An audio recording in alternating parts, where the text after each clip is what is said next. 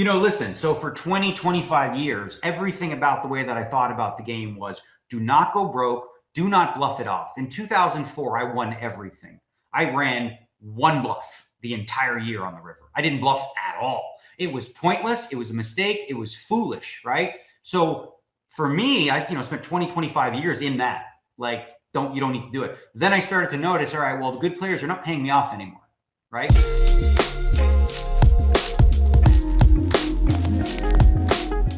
Daniel, thanks for joining me. Pleasure. So I don't think I've ever told you this in all the times we played, but I was a full contact poker guy back in the day, reading the blog, everything, loved it. You were the only poker player that I followed. And I have this distinct memory being in class and my friend and I are reading your blog and we come across a point where you're talking about tracking your results. And you pointed out that you only track things that are bigger than 5'10". And my mind was just like, oh my God, 5'10" is so small for him that like he doesn't even track it. I was 16 and that was just phenomenal to me. I had no idea. No, I did not know. I feel like you've been around forever. Yeah, I've been around a while, but I was always a huge fan, loved it. I think that your blog was just so accessible, kind of giving a glimpse. And for me anyway, it was definitely exciting wanting to be a professional poker player, wanting to have that life that you had. So that was back in the time when people actually read. Like if you don't now, yeah. It's like people pay attention to his video. So yeah, the blog no longer happens. So I switched to a vlog. Yep, blog, vlog, podcast. There's been that evolution. Yep. So I had a question. Dnegs, we hear all the time now. Kid poker, I don't hear as much. When did that transition feels very seamless? When did it happen? Who was the first person who was calling you Dnegs? First person to ever call me Dnegs was Melissa Castello, which was my wife's maid of honor in the wedding. It's like they've been friends for a long time. And she just called me Dnegs.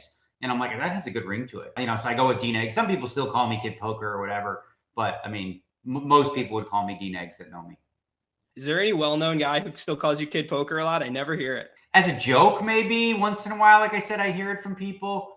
Like Phil Hellmuth might, Kid Poker, all that stuff. But like realistically, nobody knows. Nice. So nowadays, like the big theme in my head when I think of Daniel, I think of you and Phil Ivey and Erik Seidel as the guys who not only survived, but like you've been there through it all. And you're still playing high stakes. You're still winning at high stakes. You're still battling. And obviously there were a ton of talented people back in 2003 and even before that. What do you think made it so that the three of you are still around? What's going on there as far as what do you think really kept you going? So the first most important, well, there's a couple things. First and foremost, it's self-awareness, I think, right?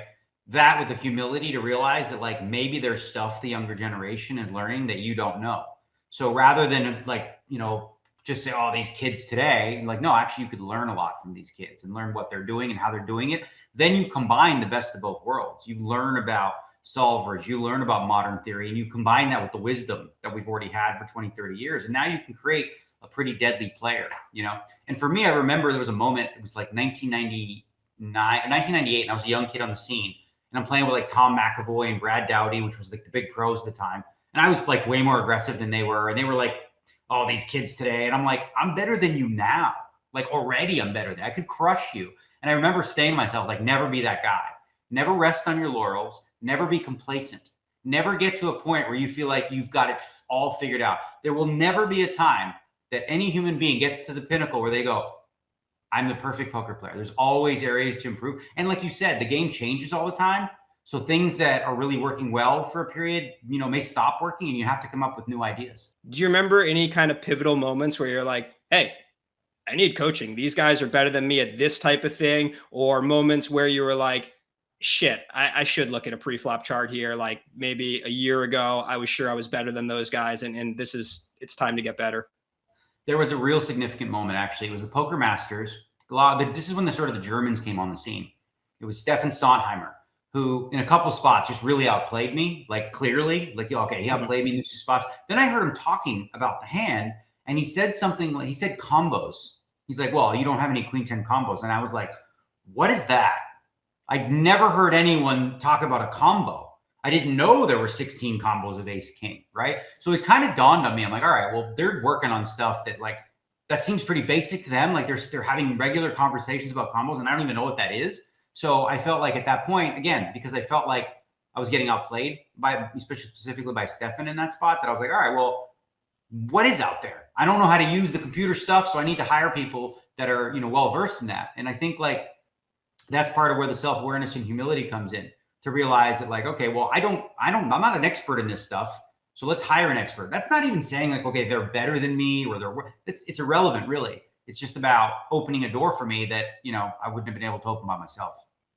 Yep. That resonates with me a lot. I was I'm 37, but for my age, I was very, very late to any solver work, any pre-flop charts. Like, I don't know what year I looked at my first pre-flop charts, but it's embarrassingly late. I never played with a HUD online, and I didn't have the humility and I didn't have the self-awareness. I kind of treated like being good at poker is like there's a hierarchy. You're either better than someone or you're worse, but they can be better than you at 20 things and you're better than them at 20 different things. And, there's stuff to learn from people who maybe you have a higher overall ROI, but there's still a lot there. Yeah, no, I can totally relate to what you're saying. Like you said, like, it takes that self-awareness to, like, you look at the example like Phil Hellmuth, right?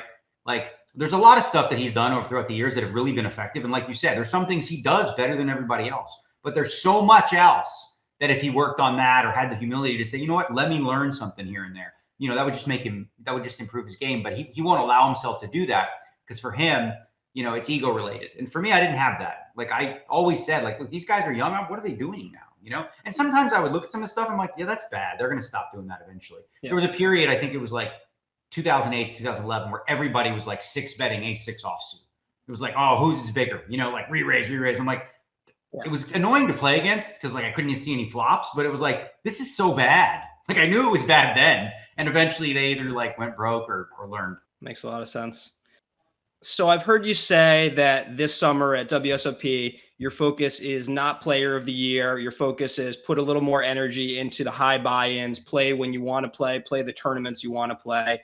And that kind of brought up a question that I think about a lot as just the poker community in general kind of ages. What does success mean to you in poker? Between, there's accolades like bracelets, Hall of Fame, there's being respected by your peers, there's making the most money there for you. And, maybe someone like Hellmuth, a Phil Ivey, et cetera, there's this whole separate element of being this great ambassador who, grows the game, completely separate of your own individual accolades. But I'm kind of curious about how that's evolved over the years for you in terms of how you think about success as it relates to poker. I think how I define success sort of brings me back to the purity of what the Poker Hall of Fame was many, many years ago. There was one line in there that says it's important to get in, and it was stood the test of time, right? And for me, what that meant was, into your later years, you're still able to compete at the highest levels. You might not be the best necessarily, but you're there, and you're within that. So I always want to be able to compete at the highest levels, and if there was a time where I felt like, it's too difficult, maybe I would, I probably would never quit. I would just I would just try to learn, and if I never got there, I would continue to strive to be, because I'm always a goal-oriented kind of person. But overall, I guess to answer the question, for me, success is just, year in and year out, like posting winning years. I had a losing year last year, like it was my first significant one in like 20, and that was, I kind of look at a losing year and it kind of motivates me even more. Because it's an opportunity to look at like, all right, what wasn't working? Like, what do I need to adjust? What things do work? What was, how much of that? And as you get older and you play more, you start to like differentiate. Like, okay, was I just playing bad, or was I just running horrendous, or a combination of both? And now I'm 49 and I have a pretty good idea, of when it's me or when it's just, variance. Makes sense. Off poker topic, ignoring poker's part in all this. What are your thoughts on AI? Are you more bullish, bearish? Are you optimistic about it helping humanity more, or really worried? So AI, right? It's both incredibly exciting and mind-blowing, like what potentially, it can do for us in terms of Neuralink and all these other things. In that same vein, it's also incredibly scary, right? There's been enough movies, made about how AI eventually decides that the problem with the planet is us. And wants to replace us, and then of course, you look at like even a game like poker when, AI, plays a role, especially if you could have a Neuralink type thing. Like, what does that do to poker if everyone has access to, full information or something like that? So I think we'll adapt. I think it'll overall enhance, but I think, it's very in the wrong hands. It can be a very dangerous tool and what scared me probably of one of the recent ones it was the Google one where like people were posting an image and you could say like, all right, show me a Viking from like the 1800s. And it would be like a black guy, an Asian woman, an Indian guy, not one single white person. It was impossible to get a white guy. No matter what you put in there, you could put, show me a pope, no white people.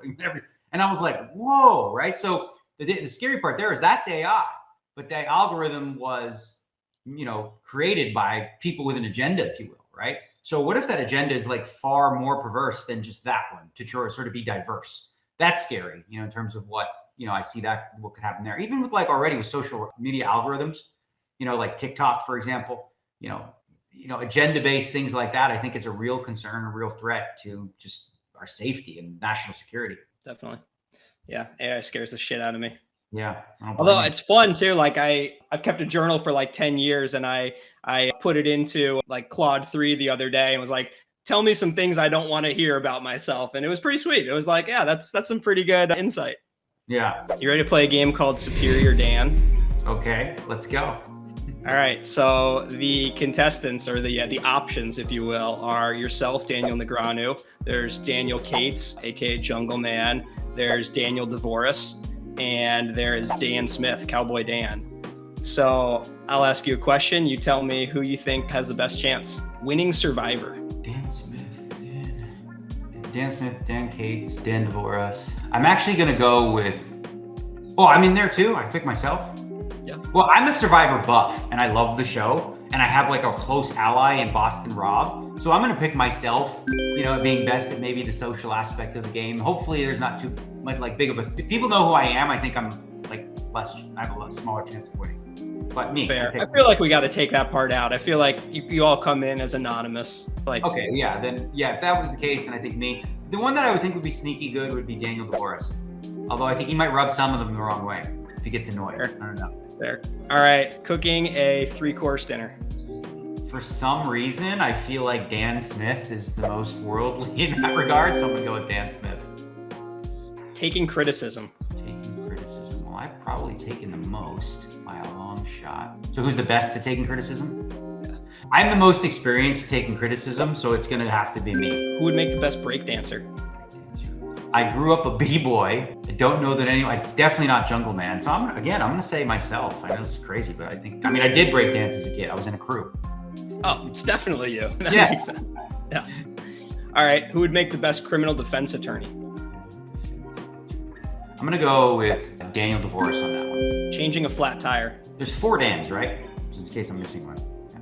Yeah. You, Jungle, Dvoress, Smith. I'm going to go changing a flat tire. I'm going Dvoress again. Compromising. I'm going to say for compromising, I'm going to go with Dan Smith. Who would have the highest hourly if you all had to play 1-3 public for a year? 1-3 live public game with the idea that you're all relying on it for income. I have a special advantage because it's me and I can get people to play goofy and play bad. So I'm not saying I would be the best player, but I think I could have the highest ROI because I can get people to play like much worse than they would against the other people. So I'm going to take myself. I can see it. I like it. All right. Last 2-on-2 edition. Canadians versus Americans. So it's you and Daniel Dvoress versus Dan Cates, aka Jungle Man, and Cowboy Dan Smith. 2-on-2 beach volleyball. Me and Dan Smith versus Jungle and Daniel Dvoress. No, you and Daniel Dvoress against Jungle and Dan Smith.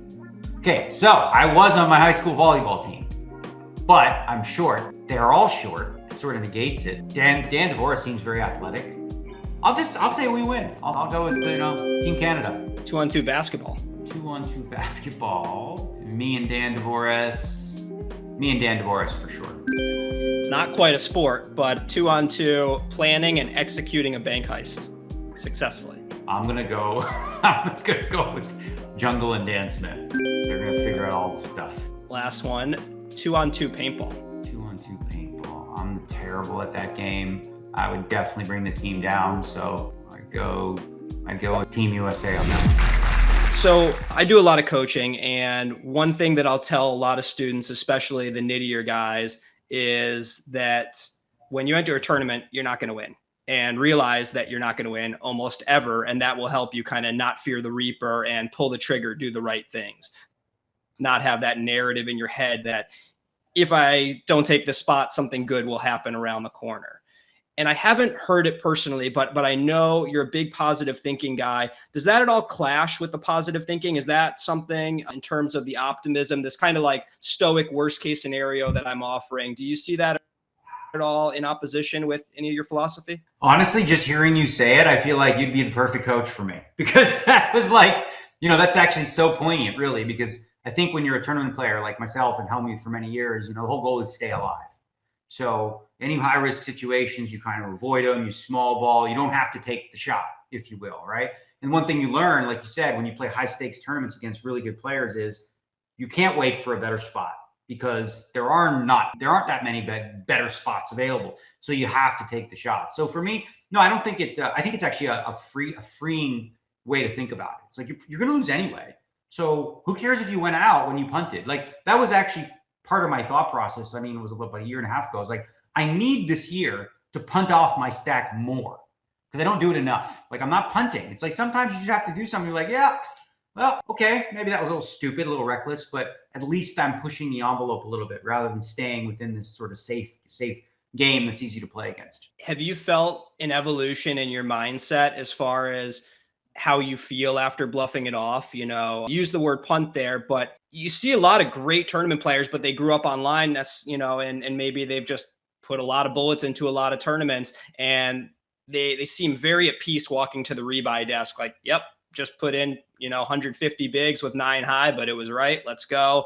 Michael Adamo, for example, often seems pretty unfazed, going back to the re-entry desk, and obviously he's a fantastic player. Have you felt an evolution in your game? Because I feel like the commentary back in the day was so critical of anyone who lost their stack bluffing. Listen, so for 20, 25 years, everything about the way that I thought about the game was do not go broke, do not bluff it off. In 2004, I won everything. I ran one bluff the entire year on the river. I didn't bluff at all. It was pointless. It was a mistake. It was foolish, right? So for me, I spent 20, 25 years in that. Like, you don't need to do it. Then I started to notice, all right, well, the good players are not paying me off anymore, right? Rightfully so. And I'm like, okay, well, I need to, update that. And I remember when I started, to add more bluffs to my game, it felt awful to bluff it off. Like, I wasn't really emotionally prepared for it. It felt so stupid. But I think probably what helped me the most was when I put in a lot of volume when I played against Doug Polk, heads up online, which requires just a ton of bluffing. And I'm like, whatever. It was a good bluff. It just had to be done.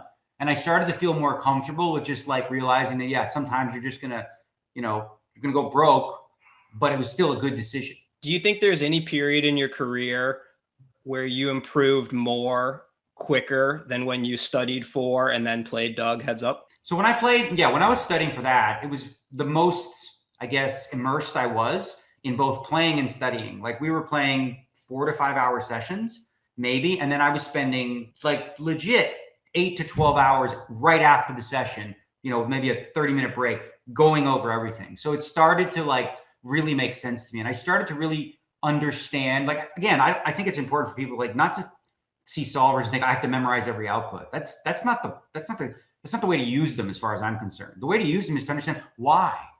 Why does it want me to call with a 4 here, bottom pair, but it wants me to fold a king? What is the reasoning for that? Why do the blocker effects matter here?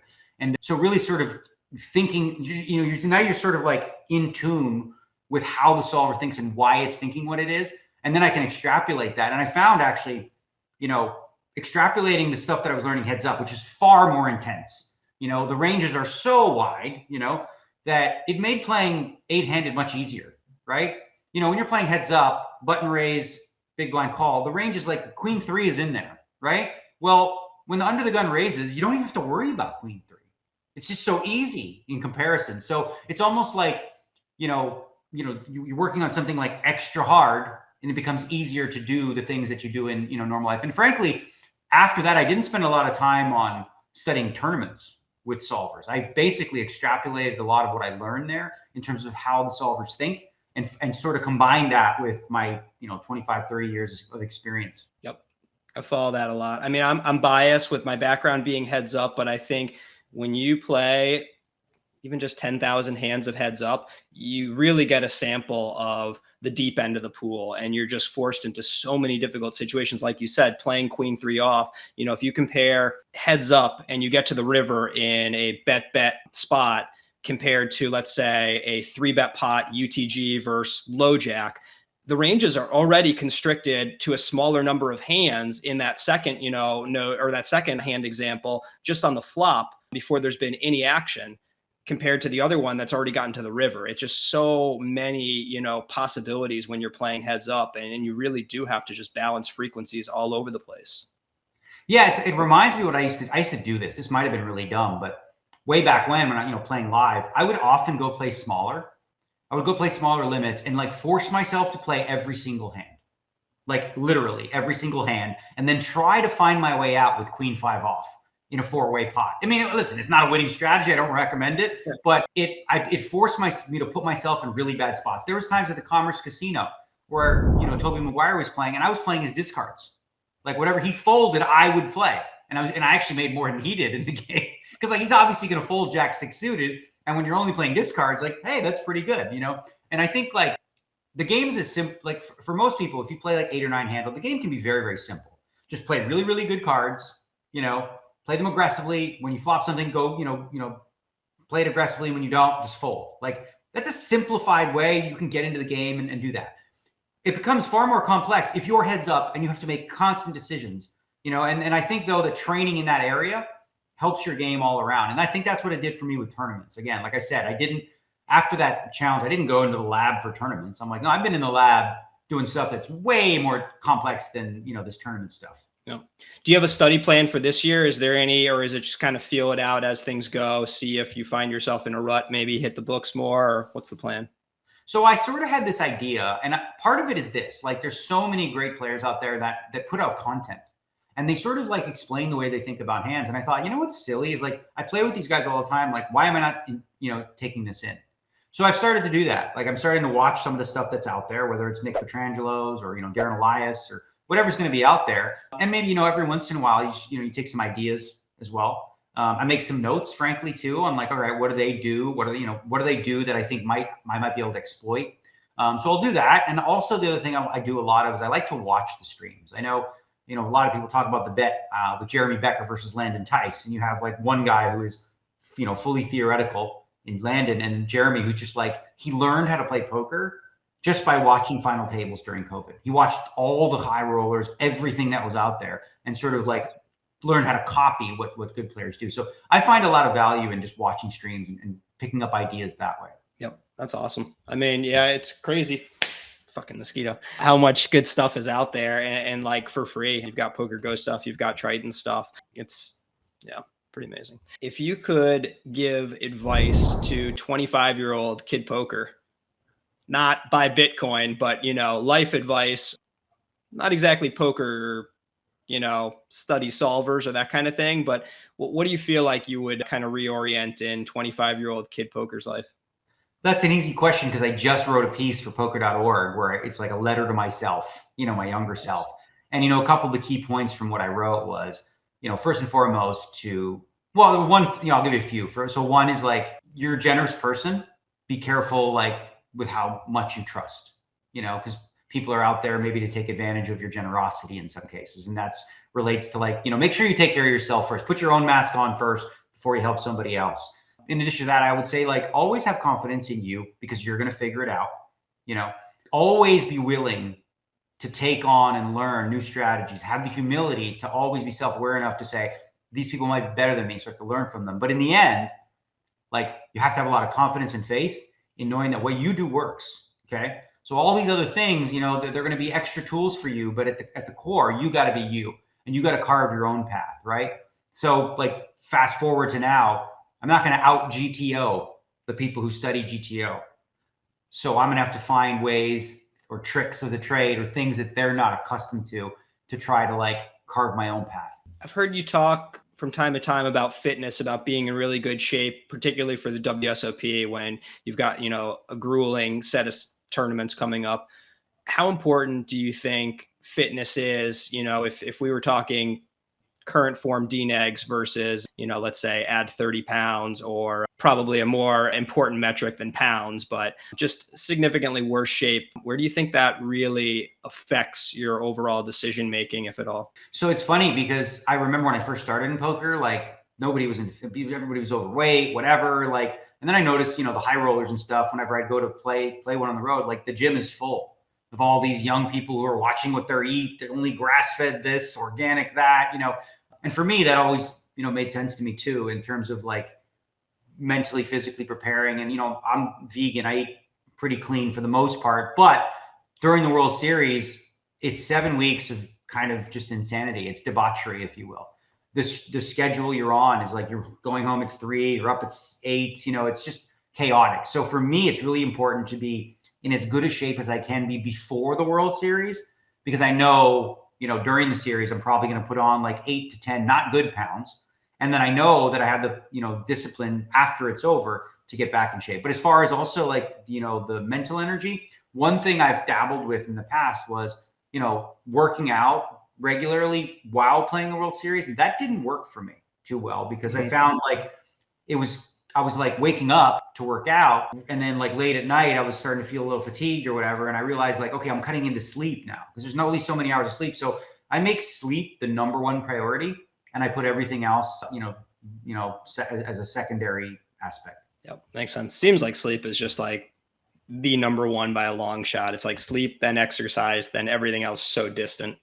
Yeah, totally. All right, we're playing fill in the blank, where your options are Phil Ivey, Phil Hellmuth, Phil Locke, and Phil Galfond. Philippe Gris just barely didn't make the cut. I feel like there had to be like a number of Phils, and just hasn't played much poker lately, but he was the next one in my mind. Okay, I just wrote the Phils down, so I got it. Excellent. Blank would have the best shot on Jeopardy. Phil Galfond. Assuming the stakes were 100x for them and they really care about winning. Blank would have the most success in a $400 tournament at the Venetian. Phil Ivey. Blank would be the funniest if they had to do 10 minutes of stand-up comedy. Yeah, that's easy for me. Phil Ivey. I would love 10 minutes of Ivey stand-up. I would love to know what that is. Phil Ivey's like secretly, like if you know him, he's hilarious. Like if you see me and him on the golf course and he's letting loose, like together we're good friends. We've been friends for a long time. So we like both we're just the most racist jokes to each other like imaginable. Like it is unbelievable. We're just unhinged, and obviously it's all in good fun. I would love to be a fly on the wall for that. It sounds hilarious. You're on an airplane. We lost the captain. Blank is going to land the plane. It's going to be Phil. He gets a little nervous. Hold on. I'm going to say Phil. I was going to go Galfond, then I realized, no, he might be nervous with the pressure of this. So I'm going to go with Phil Ivey.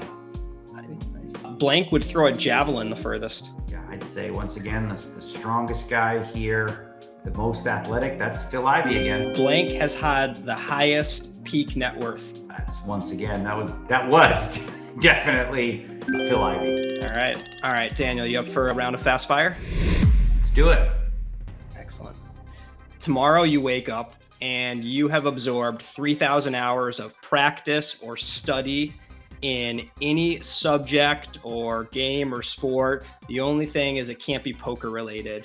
What would you choose? What's the first choice? I sort of do this anyway, and I would continue to, and it's fantasy hockey. It's silly, I know. Fantasy hockey, like data. You would pick up 3,000 hours of just getting sharper. Studying the draft, studying the juniors, the 14-year-olds, the 15-year-olds, all that stuff. Nice.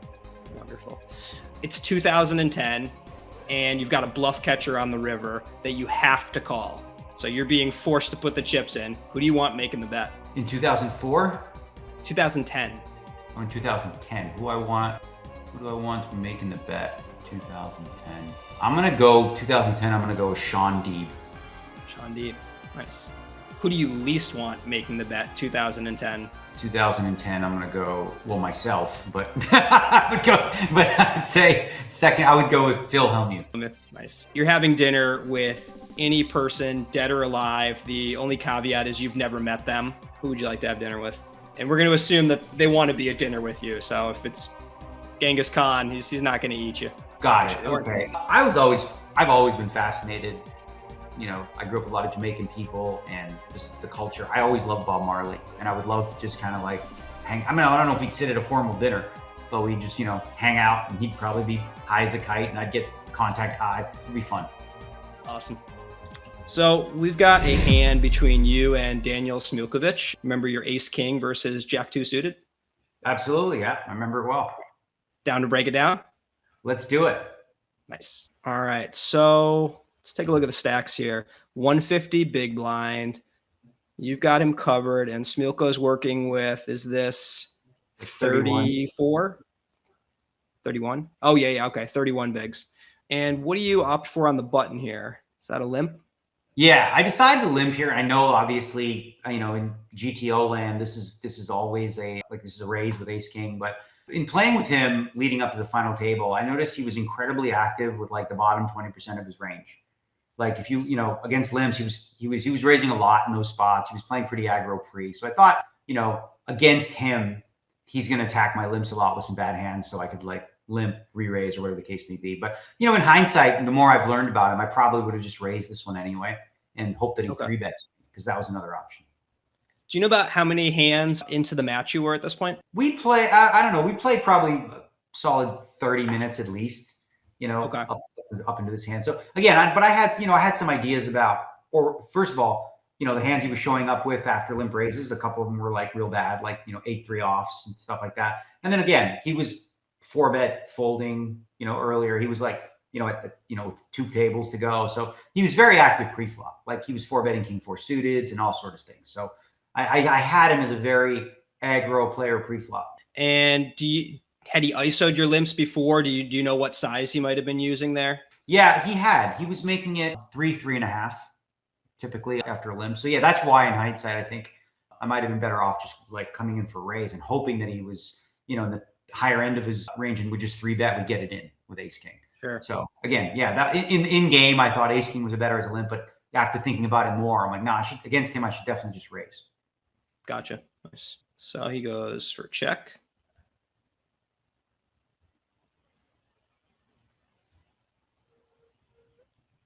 Not your flop. Looks like a good flop. So talk to me a little bit about the continues heads up. You had played so much no ante with Doug. No doubt you got very sharp at deep stack no ante. What's your familiarity at this point when this hand was played with 30 BB, big blind ante heads up? Well, it's not like I don't think many people have put a lot of study into heads up specifically with the big blind ante. It's sort of a new invention that's come around, in the last couple of years and whatnot. But one thing that is obvious and is clear is that the button must play, let's say 100% or close to 100% of its range. So in that, because you're going to be playing such so the bottom ends like 8-3 offs and stuff, you also have to have traps to balance that. Otherwise, you become very easily exploitable. So like I said, pre-flop fell into one of the ones I chose to trap. Now on this flop, I feel like it's such a, I just feel like I have the best hand here, and I'm going to c-bet this hand a lot of this flop. I'm going to c-bet a very high frequency on this board. Exactly. I still believe that I have range advantage because I still do have ace jack, ace 10, king jack, king. He doesn't. He's going to raise a lot of those hands. So if he does have a jack, it's going to be like jack 9, jack 8 or worse. So it's not a lot of jacks. All makes sense. So what size do you opt for? It looks like, I bet min. There's third pot. There's 450 out there after limp, so I bet third pot. Great. And he goes for the check raise. We've got the sped up clip here, so there was probably a little bit of tank there, but over 150 he goes 550. Any decision here, or is this just pretty clear call? I don't see any other play. It's way too much hand to just fold. Obviously, the queen for the gutter. Ace king high is just good a lot here. You could have queen 8. Obviously there's a whole bunch of gut shots and just pure bluffs. Even like hands like 9-6 of diamonds, whatever the case may be. And I think I think re-raising doesn't make a lot of sense. So the only play here that I can think of is just always call. Any strange folds coming from if you had a low pocket pair, a 7-8, anything? Is there any kind of equity you see yourself folding? Even after betting this flop, was there any hands that I'd be folding? Yeah, this check raise. I think in this case, I'm not folding any draws. I'm not folding any ace highs that I bet in any pocket pairs. No, I wouldn't. I'm not folding to the check raise all that often. Again, I had him as a very aggressive player. So I had him as, probably check raising more than, what theory would subscribe. Makes sense. And it does that having him as an aggressive player? Is there any bias because of the KGB similarities? Yeah, I didn't think about the KGB similarities, but I definitely saw him as like, yeah, a guy that was not afraid to push the envelope. The one thing that I take him off of, where I don't actually on the flop, I don't think he does this with a 10 very often. I don't think he just has like 10-5. Gotcha. Which was part of what led to my thinking on the turn. Okay. So we peel here. Pot's going to jump to a little over 2 mil. Oh, it's 1.5. Okay. And he's working with 3.8. So SPR 2.2. That's big. 1.3 into 1.5. So this was really uncomfortable. This was really uncomfortable because of the size, right? Any sort of smaller bet, I probably just, call. And I know even in theory, like I should probably just be calling here with almost my whole range. Now, so again, this was the tough decision for me. I had a pretty decent idea of what he was doing pre-flop and on-flop in terms of his aggression. I was really unsure of how he would proceed on various rivers. So I thought to myself, in this spot, I can make a small mistake, which is to raise, get it in, and, sort of deny equity to any sort of queen 8, any sort of like queen 7 of clubs, and any flush draws that he could have picked up on this turn card. So part of it is equity denial with what is the best hand. I'm not bluffing here, obviously, if I'm jamming. But my bigger concern was I was concerned that I would make a much bigger mistake if I flatted, and then like the river's an 8, or the river's the 6 of clubs, or the river is like, a 9 or something like that. I wasn't sure how I would handle it because I wasn't really sure how he would. So I thought to myself, all right, I might be making a small mistake here by getting it in now, but this kind of avoids, and this isn't typically like a good way to think about poker. And it would only come up for me against players I respected that, were dynamic. I wouldn't take this risk against a weaker player, but I really came from, it was sort of an exploit from my perspective saying, all right, ace, it can't be that bad to shove here, right? It can't be bad to just go call. What could be just a disaster is if I call turn and then somehow fold river and got bluffed. Like that's a huge mistake. And again, I didn't have any sort of good grasp on what his bluffing frequency would look like after check raise bet. Would he in bomb river? Like I really didn't know. So I thought I'm going to take, I'm potentially make a small mistake and avoid a really big one on the river. I love that. I think it kind of goes back to what you were talking about earlier with the humility that we can all get put in these spots, and heads up is a perfect example where you've just got plenty of world-class players who, hey, they don't have, 1,000 hours of heads up big blind ante experience. That's going to be pretty rare. And you say, look, I don't know exactly what I should be doing on the river. I do know everything about this kind of feels like I should call the turn, but there could be a blunder on the next street. And, I think this correlates for a lot of players who, let's say, are not world-class when they're just playing in a normal tournament spot. And they're like, I've seen Daniel Negreanu check raise the flop here. I've seen, so many great players play a check raise here. I'm fairly sure I have to check raise this, but then I have no idea how to navigate the turn and river. And maybe just lean into the call because you could blunder, by choosing a bluff combo that you're not used to at all. And here, this is heads up. This is a different arena, and you don't have, the same level of experience with this that you do with the rest of poker. You say, look, I'm not trying to play absolute perfect solver poker in this spot. I'm trying to avoid making a blunder. And that's the real, aim at poker. There's no, we lose money every time we're making big mistakes. I think that's great that you kind of, knew that about yourself, that, hey, maybe an offsuit 3 is a really difficult spot. What do I do? The analogy I would use actually is for those that golf, it's very golf heavy. Like the analogy, so let's say there's like a par 5 and there's water on the left. You can carry the water and you can get close and maybe have like a nice eagle putt, but you're bringing in a lot of risk because if, you miss it a little bit, goes in the water, you hit it long, you're in a bunker. Whereas maybe this is a spot where you just aim right a little bit, just get it on the green, play it a little more careful, a little more safe. So rather than try to make like the absolutely purest best play, which could mean like a massive blunder, I guess, like you said, the humility in this case was me like just admitting like, I don't know what I'm going to do if a deuce comes on the river. And, Yep. And again, and there's that in addition to, I have real equity denial here. This is 1.3 is a big chunk of chips. He's only got 2.5 left. If there's any world where I get him to fold like 8-9 or queen 9, that's a big win for me. Like that's huge to deny some equity. So I looked at the value of the equity denial, and again, like I said, there's no 10 here. I don't think he has 10x. I'm not trying to bluff him off the 10. It's pretty polar. He's got a jack or he's picked up a draw. And again, the equity denial and also avoiding the big risk, that was my calculation in the moment. So I really didn't, and again, I took 30 seconds. I'm like, okay, in theory, I'm almost certain this is just a call. Like almost always just call here. But again, then I was like, well, what do I do next? And I didn't have a really clear answer. So I went with, higher variance play to deny equity. And it just made sense to me in the moment. And I'm still good with the play, knowing what I knew about him that, up to that point, even though I know, like in theory, again, it's probably just a call. I love the thought process. I think the analogy is fantastic. It's solvers have kind of set people up to be flag hunters where you need to play within yourself. Like most of us should aim for the middle of the green or maybe be laying up. And instead of like, oh, I want to hit that perfect, frequency on the flop or the turn, but you're clueless about how to play the next street and you could blunder massively. It's actually a really good point you bring up too. It's, in terms of when people apply solvers, I think you bring up a really good point. And it's sort of how I thought I'd approach the super high roller ball when I was, heads up with Nick and Lucky Chewy. There were spots where like I know a check call with a really marginal hand on a flop, like Queen 9-4 with like Ace 10. I know like in theory I should be peeling here because it's worth a very little bit. But I think what people misunderstand is it's plus EV for a solver to peel here because a solver is going to play turn and river perfectly.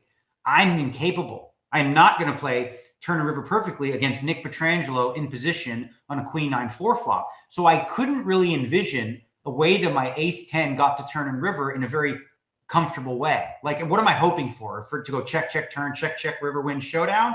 Am I hope if I hit an ace, am I really that comfortable? If I hit a 10, am I check calling? Am I turning this into a bluff? I wasn't dialed in. So I think when people look at an output, they look at the flop and they go, oh, no, it's a call here. It's only a call. It's only a profitable call if you can also play perfectly on turn and river, and you can't. You won't be able to. Sure. And I think the flip side is true too. It's not just we always need to be nittier. Sometimes there's some creativity that's not going to show up in the solver, but you're going to overrealize so much. They're overfolding to you in this situation, and solver can't pick up on that because, there may be floating the check raise with some 9 high with backdoors where like your opponent is folding middle pair. Exactly. Like, so another example that I could think of is if I defended big blind and it comes King 5-5 and I have 9-10, I check in a player I know who's very straightforward bets. I can just call 100%. I can literally just call, turns like a 6, check, check, rivers a deuce. I just bet and win, So there's so like you said, you can use the solves as obviously a great reference point. I think that's really, really valuable. But then having the understanding that, like, first of all, you're not going to be executed against really, really good players, and against really weak players, you shouldn't even be trying to, because there's a better option available to you, which is to exploit their weaknesses. Yep, makes a lot of sense. So let's see how this hand cleans up. You end up ripping, and Smilko's got the pretty standard call with trips here. I'm sure he was pretty pleased, although that doesn't look like a super pleased man.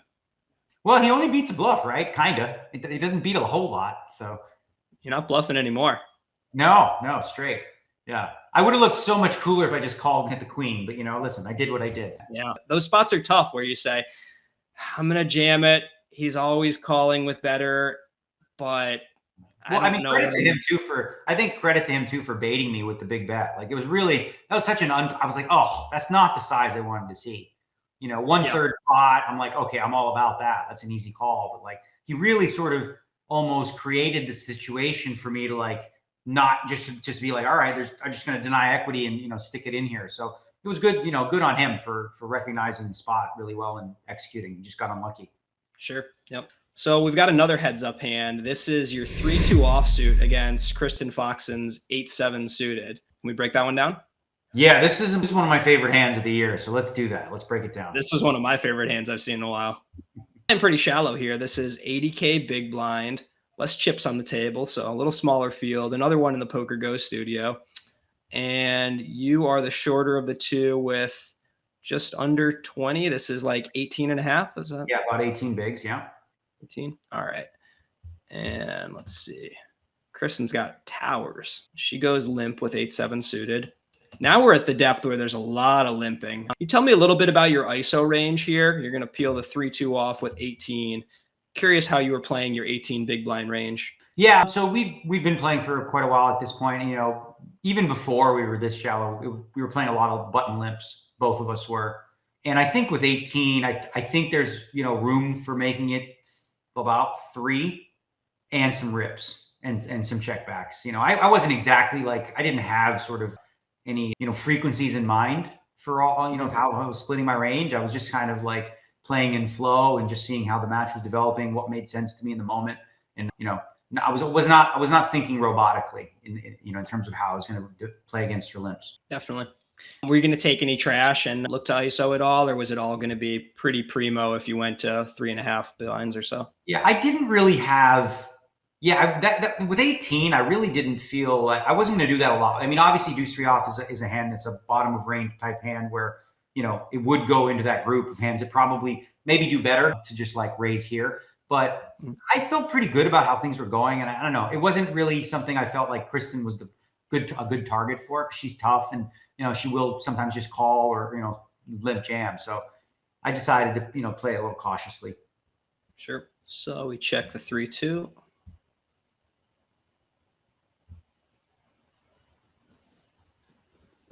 No donks on this flop. I don't think so. I mean, it doesn't really make a lot of sense to me to donk a 9-9-3 board, especially, I mean, obviously with the hand that I have, but like, I mean, it seems like a spot where, she's going to c-bet a lot. So why would I be donking with any value really anyway? And then what is it? Yeah. I was never donking, basically, not on that board. Yep. So pot's 240. Kristen goes for 80, one big blind. Yeah. And you opt for the small check raise, going to 180. Yeah, so it's obviously a very vulnerable hand, right? First of all, I think Kristen Foxen is betting, especially with the chip lead, she's c-betting this a very high frequency, if not like 100%. So that's the entirety of the range. So there's a lot of garbage in there that might just fold to even a small raise. Like if she has something like, 10-6 off, she may bet here and actually just throw it away. And again, when I'm check raising here to get those hands out, it doesn't have to be very big. I can make a small check raise. And again, because my stack size is already down to 18, we're not in a place where I'm making any big check raises here. So now when I do check raise, I expect her to float a decent amount, which leaves a pretty wide percentage range. But I do think she's going to float with some hands that maybe have some showdown or some backdoor equity. Like her ace highs, I expect to call every 3, obviously a 9, any pocket pair, king highs, jack 10s, 7-8 suiteds, and 10-8s, anything wrapped around the 9. I feel like because I made it so small, she's going to peel a lot. And I had planned when she bet, part of me didn't believe that she had anything on this flop. So I had already thought that I was going to check call this board, and I was going to check raise here. She's going to call, and I'm going to check turn. I'm going to check call turn. Like that was sort of my plan. Well, I didn't just check raise and be like, I don't know what to do. Here's a case where I had a pretty good idea that I have too much hand because she's an experienced player, that she is going to peel with a wide range, and she's also going to like float and then try to bluff me on turn. So my plan was to go check raise, check call on turn, and then evaluate on river. Nice. And Kristen does peel 8-7 suited. Yeah, makes a lot of sense, I think, with her hand for that cheap price. And you go for the check, as you mentioned, offsuit king. Is it a concerning turn or just kind of still trying to give her rope? Well, the king is obviously, it is scary. Obviously, literally every card that's not a 3 is going to be kind of 3 or 9 is scary because you could have any 2. And, king high certainly is a hand that she could have. King 10, king jack, any king, really. She's going to float with a king there. So there is some concern, but I will say this. She's going to bet here, and when she does, I'm no longer concerned about a king, which I think we'll get into more when we talk about the river. Okay, so you give her that rope, and Kristen goes for 175, very small, about B30 here. Yeah, I mean, I like her sizing. It makes a lot of sense. I don't think that makes a lot of sense for me to now decide to check raise. Maybe there is actually, I don't know, but it wasn't something that I was considering.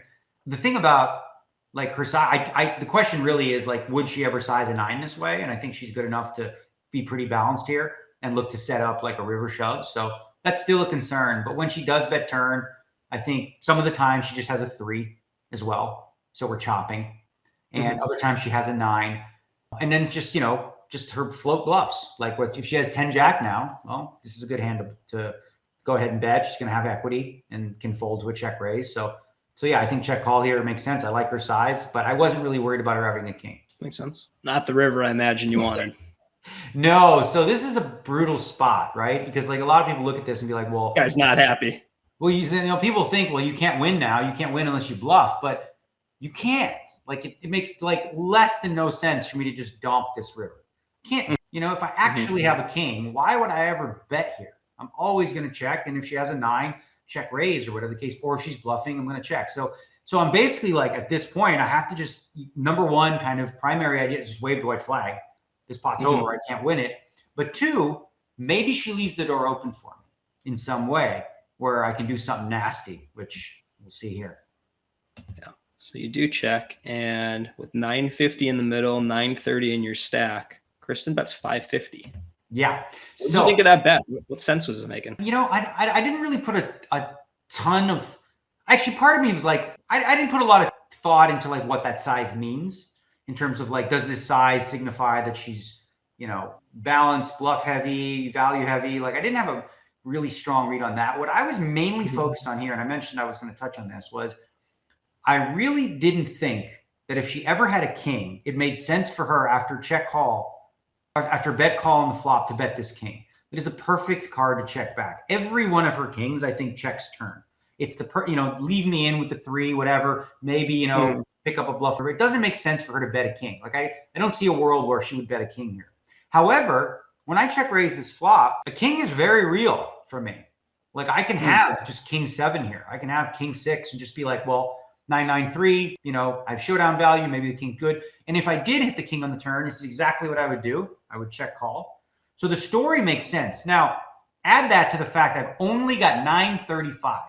So the problem is I don't have enough to check raise her and get her to fold anything really big because the price is too good, right? But it also means, if that's true, that I'm almost never bluffing here. Like I'm really bluffing. So the story makes sense that I could have a king. And the size of my stack leaves little room for this to ever actually be a bluff very often.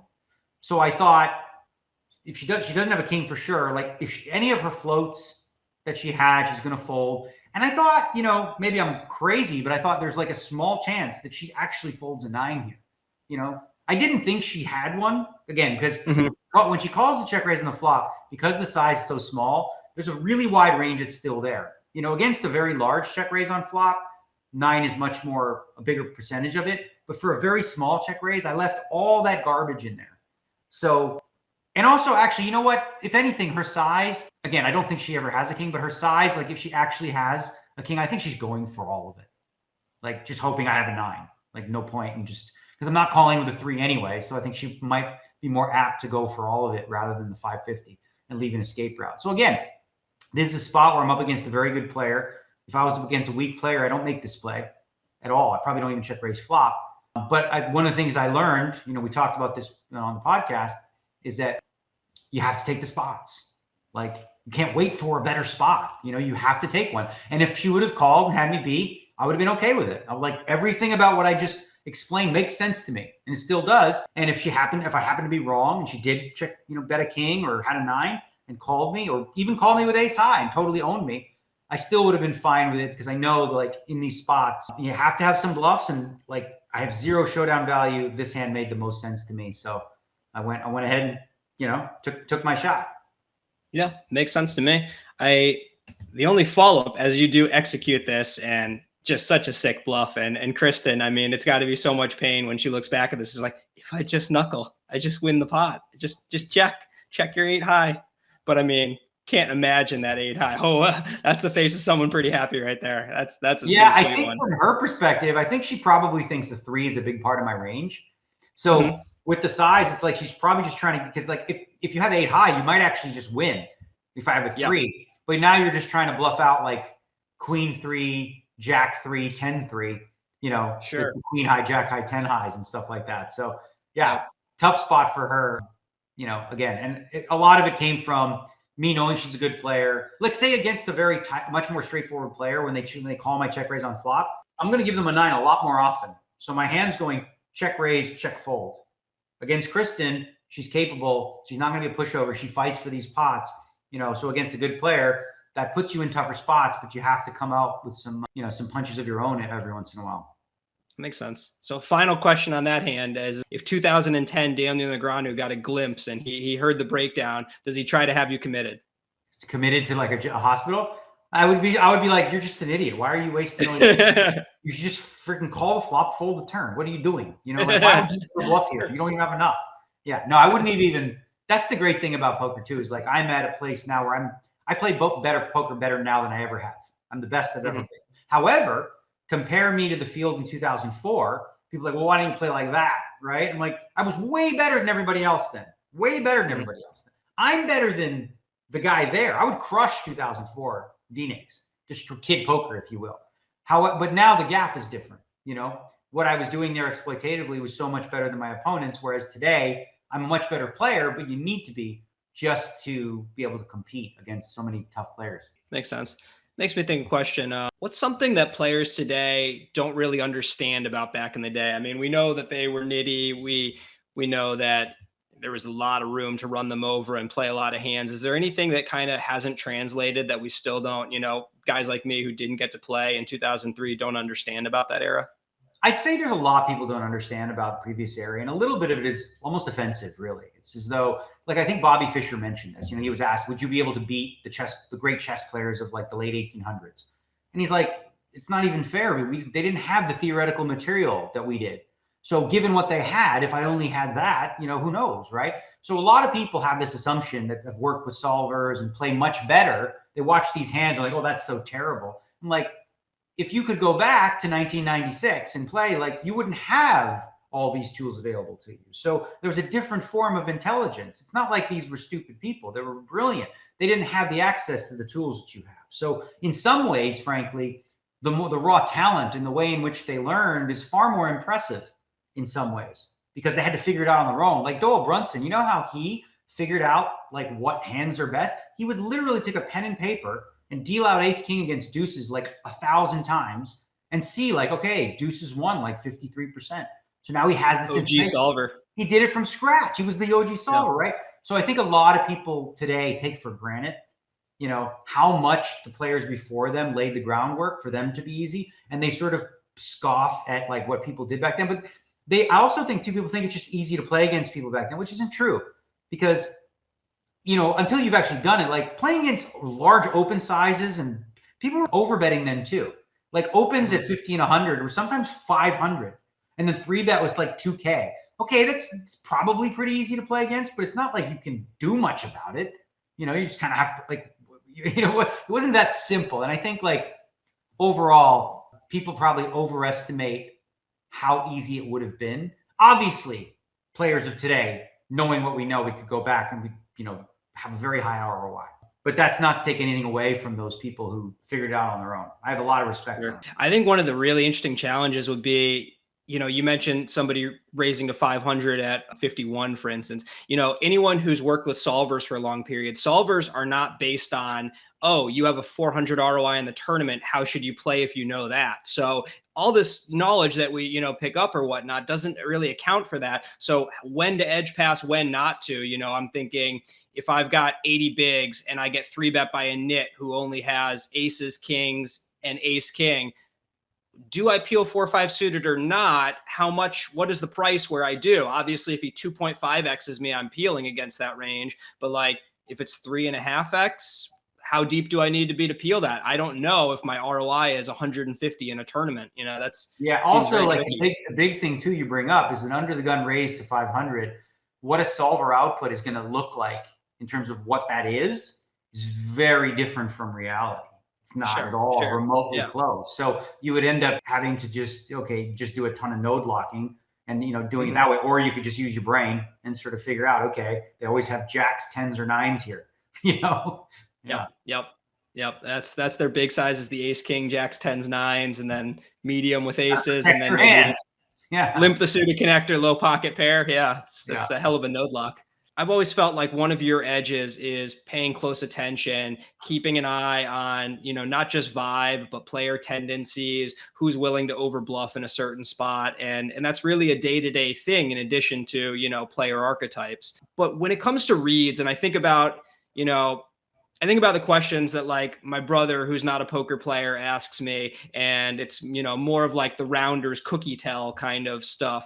And trying to explain that sometimes it's more of a feeling, but I don't want it to sound just mystical. Have you found over time, has there been any translation from things you were subconsciously picking up and with time, 2 decades later, you can kind of consciously say what some of that stuff was, where you say, before it was just a vibe, but now I can kind of pick up on there's an actual thing I can point to today. Have you noticed any of that translate in your game? Yeah, no, there's that actually, frankly, about a year and a half ago, and I won't say specifically what this one is because it's a valuable one to me, especially for me. And it was one I was getting right for the most part, but like somebody else actually broke down the theory behind why it made sense to me. And, I look back on it. I will say this though, in terms of like, you talk about the cookie tail and stuff like that.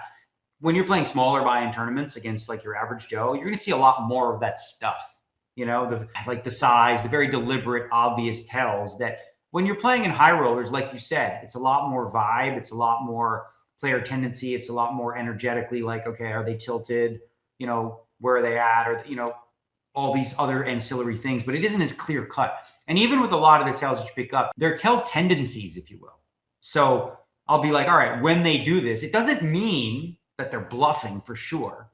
But I've noticed over time that when they do this, they're more likely to be bluffing than not. Like I used to actually study a lot of my opponents and I would just track like different things that they would do and just kind of keep a percentage. I'm like, all right, so one, I won't name him, but we'll just say the guy, did this, he cut his chips out this one way 20 times and 16 of them were like a really marginal hand, and so that's like, okay, that's 80%. So if I see it, I'm going to factor that into my decision making and say, all right, I think he's somewhere in the middle of his range or whatever the case may be. So it's a little more analytical where you're combining, just sort of the natural feel with some analytics that are available to you now, because like you said, all the data is out there. You can actually just watch hand over hand. So anytime you see anything, I think like as a lesson for people, like anytime you see anything peculiar, like bookmark that, especially if you got to see the hand. If you saw something peculiar and then you got to see the hand, all right, that's not a big sample size, one, but it's better than zero. And it actually might be the difference. Like if you are close, there was a specific hand I remember, World Series of Poker Europe, many years ago, playing with this kid on day one, and he was chewing gum. And then there was this one hand where early on, it wasn't even against me. He was on the river, he bet, and he stopped chewing his gum, right? Player called, he showed a bluff. I'm like, all right, noted. A couple hands later, I see he keeps chewing, he had it. That's one of each, right? That's all I had. On day three, he made a huge bet on me, against me on the river. He's chewing his gum, stopped chewing. I'm like, well, buddy, if you reversed me this good, you got me. I called and he was bluffing. So I think people underestimate, like even a couple hands of a sample will give you some information, that's better than not having any. You don't need to have 50,000 hand databases on somebody to sort of deviate from, what you think is theoretically sound. Yep. I like that a lot. And you mentioned noting it because at the poker table, there's so many things that you're thinking about. You're working your own strategy. You're trying to gather these observations. I think everyone feels like they'll remember things, but a lot of it, like, use your phone. Like people are always saying, don't be on your phone. Like you have this basically notepad that you can, you can set up a filing system and just have, here's Daniel Negreanu, and here's, the paragraph of things that I may or may not have seen, over the course of I literally do exactly that. Everything you just said, I do exactly that. I have a phone. Anytime I have a name in there. And then when I'm sitting at a new table or I'm sitting at a table, say there's some players I haven't played with again, I'm like, let me bring up, Nick Petrangelo again. See, and so because like you don't remember what it was, I'm like, okay, I remember something about their posture, but I don't remember what it meant, because it's been a long time. So you look it up and you're like, all right, we'll look for that. And you have to also be wary though, after time, sometimes people shift and they change and they, might not be as reliable. But having that notepad of just ideas against certain players, and that doesn't even have to be just tell based. It could be like, all right, one tendency I know about, player X is he's calling my overbets really thin, really light. So what am I going to do about that? Maybe overbet thinner or something like that. So you can combine the two where it's not just tells, it's tendencies. Yeah. And you can track yourself too, especially if you're a high stakes player and you play on stream a lot. You say, hey, these people saw this, or this was on, the Poker Go stream or the Triton stream or whatnot. And, that's out there. Like that's probably going to change the way that certain groups approach me going forward. I had that, what you just described as an example, I had that exact thing come up. I was on high stakes poker. I bluffed 50,000 in cash against Freddie Deeb. And people don't know this, but I have like a small case of Tourette's that comes out every once in a while. And I was actually blinking profusely after I bet and I was bluffing. And I'm like, everyone saw this, right? So then for like a solid year and a half, every time I had the nuts, I just went on a freaking fake blinking spree. That's great. That's great. My first big final table, I was 21. It was WPT at Foxwoods. And I ran deep with Jonathan Little. He ended up beating me heads up, but we're maybe three-handed. And they played a clip earlier. This is when it would be like 3 episodes for a final table. And they played a clip where Jonathan Little explained my tell to the camera. He said, when Jonathan Jaffe is bluffing, he blinks a lot. He blinks profusely. And I really was blinking a ton. I don't know how much was the lights and how much was just like a nervous tick I was unaware of, but I was blinking constantly. But it had nothing to do with bluffing. I mean, it just happened that I bluffed a lot. And so this hand comes up and I have quads and I'm blinking like crazy on the river and Jonathan pays me off. And Mike Sexton was so humorously dismissive. I can't remember what he said, but he was like, well, Jonathan was blinking a lot there, but that didn't look like a bluff or something. Yeah. Yeah, it was pretty phenomenal. Daniel, thank you for your time. And my final question, as always, can I get 3 recommendations of any kind? I'm looking, books would be great, but music, I love a good music recommendation. Any TV series or movie you think I might not have heard of, or life hack, anything that you think beneficial, entertaining? Well, for me, the one TV series that I've binged several times and I love it, and it was a precursor to a lot of the cool series you see today that requires like slow character development, where like maybe a couple episodes, not a ton happens, and then all of a sudden you're like, holy shit. And that's Sopranos. Sopranos had regular looking people, and you had mobsters in a regular, like, in a normal life scenario. And I loved it. I mean, I'm also very much into the mob genre. So Sopranos would be my definitely go-to series recommendation for TV. And you wanted other ones? Or is that good? I would love if you got a book or music, anything. I would say book-wise, very short read. It's like 140 pages, but it's a very sort of simplistic approach to sort of like living a good life. And it's called The 4 Agreements by Don Miguel Ruiz. And it's just 4 basic tenets. Number 1 is be impeccable with your word to yourself and others. Number 2 is don't take anything personal, right? Whatever. It's like don't make assumptions is what I said. Don't make assumptions. Don't take anything personal. God, oh my God, I can't remember the 3rd one all of a sudden. I know the 4th one is do your best, because some days you're not going to have your best. So you always want to just like, when you can, do your best. And anyway, read the book. I forgot it. It's been a while. I'll have to do it. That sounds good. The don't take anything personal. I think that's going to be helpful for me, because I don't have social media. I stay away from everything. And now I'm hosting a podcast, and there's going to be comments that I'm just going to have to not. I mean, you've got to be an expert at having like Teflon skin at this point, with just being in the public eye as much as you have over the years. There's definitely something to that. And like, it's a muscle like anything, and I've sort of it's been 20, 30 years where I've taken heat and criticism, because I've been in the public eye for like 30 years. And you do build up to like, you were the point where you just kind of laugh and smirk at it and it really doesn't phase you.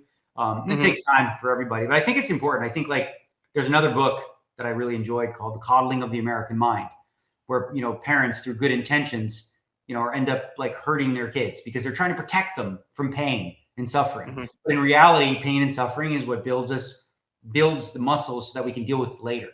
You shield your children from any sort of pain or failure or suffering. When they go into the real world, they feel it for the first time. It's overwhelming to the point of, who knows, disastrous results. So yeah, it's okay to fail. Failure is great. Do more of it. Feel some pain. It's good for you. Pain and suffering is where, all the good stuff ends up coming from. That's something that anyone who's successful in poker has to have, like gone through so much pain, so much failure. Learning how to lose is just so important as a poker player. Yeah. And again, like you said, because, the poker community, the people who watch poker, they put so much stock on results. They're like, wow, this guy must be the best because he just won 3 tournaments, right? Where you and I know it's like, okay, yeah, he had jacks against ace king. He won that one. He was all in with ace queen against ace king. He won that one. Then he had a massive chip lead and he won because he's a good player. And he did that for a little while. Whereas the other guy, who's maybe even better, had the opposite happen to him, right? At the highest levels, it really does come down to variance in some spots. So it's difficult, I think, for people that go through a bad run to not only deal with the run, but then like, the public saying you suck, which I've been through, like I can say this, it's been 30 years, and last year, the year before, like a solid 2-year period, again, I know everyone goes through it. And if you play online, you've gone through it. I went through like hell, in all ends. It was to the point where I was actually genuinely feeling anxiety, no matter how I got it in. Like kings against, king 7. I'm like, all right, this one should be good, right? Like I should be good with this one, But yeah, and that happens. And for me, I was very blessed for most of my career to not have it happen. And I felt it for a solid 2 years. But again, the public, because I am in the public eye, they're going to come, oh, you're just over the hill. You can't compete anymore. I'm like, okay. The bottom line is like, I have my own checklist of deciding where I'm at in terms of my game. Like, number 1, am I bluffing it off too much? Number 2, am I calling it off too much? Number 3, am I constantly so short stacked because I'm not taking spots or not picking up chips? And if I look at all those 3 and that's not really the case, then, number 4 is very likely it, which is just variance. And then, you should gain some confidence from going through that checklist. And I do. And I think sometimes the worst runs I've ever had have brought out the absolute best in me because they force you to. You have to be introspective. When you win and everything's good, it's easy. You just play your game, everything's fine. When you lose, you have to go, okay, wait a minute. Is this me? Or, am I going through like a bad run? And sometimes it's helpful to bounce hands off people and just have them dissect your play too. So you have a fresh set of eyes on you that you trust. I like that a lot. Actually, one more question. It's a tough question to answer and you can pass because I ask my friends this question all the time because I think it's an interesting thought exercise. Daniel of 10 years from now, what do you think he's going to say if he could talk to you of today of like, what did you not understand? What did you need to do better? What was the blind spot of current Daniel? It's a tough question. Yeah, I would say now, because listen, the question would change every 10 years because as you get older, there's less questions you need because you've come full circle. Like, so all the stuff about caring what people think, I'm well past that. In your 20s, you feel like you do care about what people think. In your 30s, you don't think you do, but you still kind of do. Hopefully in your 40s, you give 0 fucks. You're just you're your authentic self.